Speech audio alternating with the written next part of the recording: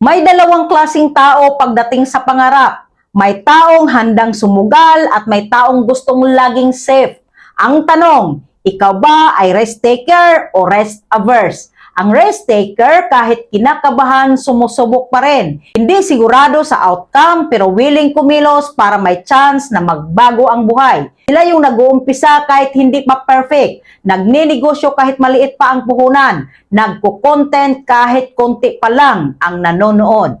Bakit? Kasi naiintindihan nila na walang growth sa comfort zone. Pero hindi ibig sabihin na reckless sila. Ang totoong risk taker, marunong matakot, pero hindi hinahayaang kontrolin ng takot ang future nila.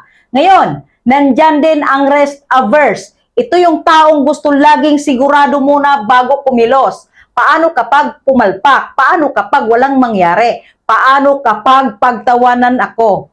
Kaya minsan, imbis na umusad, nananatili na lang sa lugar na komportable pero hindi masaya.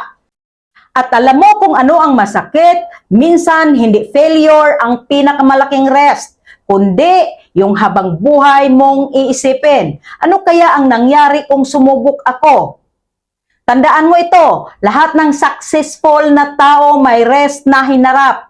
Walang negosyong lumago nang walang rest. Walang creator na nakilala ng walang criticism. Walang pangarap na natupad ng walang uncertainty. Pero ito rin ang importante.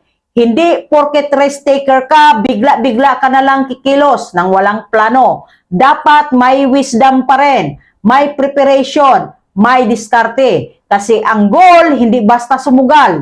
Ang goal ay magkaroon ng chance na umangat. At creator, minsan kailangan mong tanungin ang sarili mo. Mas natatakot ba akong mag-fail o mas natatakot akong walang marating? Dahil sa totoo lang, may rest ang pagkilos, pero may rest din ang hindi pagkilos.